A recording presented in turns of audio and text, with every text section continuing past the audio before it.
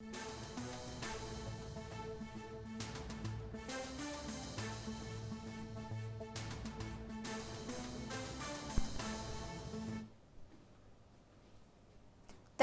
నుంచి రాజ్యసభ అభ్యర్థులను ఖరారు చేసింది కాంగ్రెస్ అధిష్టానం. తెలంగాణ నుంచి అభిషేక్ మను సింఘ్వి, వేం నరేందర్ రెడ్డి అభ్యర్థులు ఖరారయ్యారు. మరోసారి రాజ్యసభకు అభిషేక్ మను సింఘ్వి ప్రకటించేసింది అధిష్టానం. ఇవాళ అభిషేక్ మను సింఘ్వి, వేం నరేందర్ రెడ్డి నామినేషన్ వేయనున్నారు.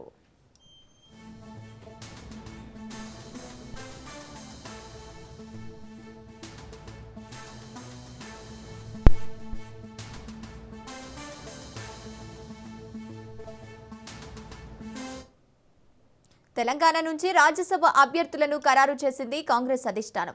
తెలంగాణ నుంచి అభిషేక్ మను సింఘ్వి, వేం నరేందర్ రెడ్డి అభ్యర్థులు ఖరారయ్యారు.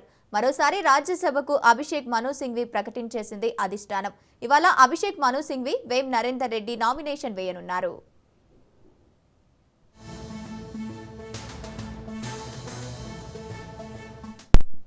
రైట్, ఇదే అంశానికి సంబంధించి పూర్తి అప్డేట్స్ మా ప్రతినిధి రాజు అందిస్తారు. రాజు. గంగోత్రి, మరి కాసేపట్లో రాజ్యసభ అభ్యర్థులకు సంబంధించి ఇప్పటికే ఇద్దరు అభ్యర్థులను ఏఐసిసి ఖరారు చేసింది.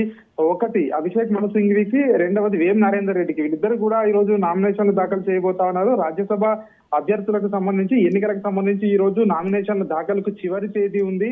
సో ఈ రోజు సాయంత్రం వరకు కూడా సమయం ఉంది. అయితే కాంగ్రెస్ పార్టీ తరఫున వీళ్ళిద్దరు అభ్యర్థులు కూడా ఈ రోజు ఉదయం 11 గంటలకల్లా కూడా నామినేషన్ దాఖలు చేసే అవకాశం కనిపిస్తా ఉంది. ఈ నామినేషన్ దాఖలు ప్రక్రియలో పాల్గొనడానికి ముఖ్యమంత్రి రేవంత్ రెడ్డి ఇప్పటికే ఢిల్లీ నుంచి బయలుదేరడం జరిగింది. ఈ ప్రక్రియలో ముఖ్యమంత్రి రేవంత్ రెడ్డితో పాటు పిసిసి అధ్యక్షుడు మహేష్ కుమార్ గౌడ్ తో పాటు ఇంకా కొందరు కాంగ్రెస్ పార్టీ ముఖ్య నేతలు కూడా ఈ కార్యక్రమంలో పాల్గొనబోతా ఉన్నారు.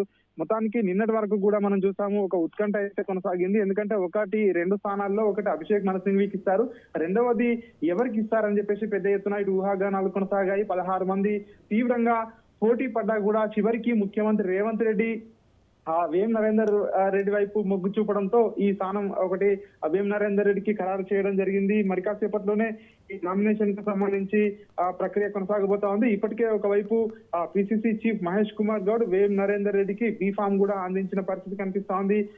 మరి కాసేపట్లోనే అసెంబ్లీ ప్రాంగణంలో ఎన్నికల రిటర్నింగ్ అధికారికి ఈ నామినేషన్ దాఖలు పత్రాలను కాంగ్రెస్ పార్టీ ముఖ్య నాయకులతో కలిసి ఈ ఇద్దరు అభ్యర్థులు కూడా నామినేషన్ దాఖలు చేయబోతా ఉన్నారు. మరొక వైపు ఏదైతే ఈ రెండు స్థానాలు కూడా కాంగ్రెస్ పార్టీకి ఏకగ్రీవం అయ్యే అవకాశాలు ఎక్కువగా కనిపిస్తా ఉన్నాయి. ఎందుకంటే ఎవరు కూడా ఇంకా ఇతర పార్టీల నుంచి నామినేషన్లు వేయడం లేదు. బీఆర్ఎస్ పార్టీ నుంచి ఇప్పటికే లాస్ట్ నిమిషం వరకు కూడా ఏం జరుగుతుందో తెలియని పరిస్థితి కనిపిస్తా ఉంది. ఒకవేళ కనుక పార్టీ ఫిరాయింపు ఎమ్మెల్యేలకు సంబంధించి వాళ్ళని ఇరకాటంలో పెట్టాలని బీఆర్ఎస్ పార్టీ కూడా ఒకవేళ రాజ్యసభ స్థానానికి సంబంధించి నామినేషన్ వేస్తే సో అప్పుడు పోటీ అనివార్యం అవుతుంది. కానీ ఇప్పుడున్న పరిస్థితుల్లో ఇప్పటి వరకు మనకు తెలుస్తున్న సమాచారం ప్రకారం ఈ రెండు స్థానాలు కూడా కాంగ్రెస్ పార్టీయే కైవసం చేసుకునే అవకాశం కనిపిస్తా ఉంది. Gangotri. Right, thank you Raju.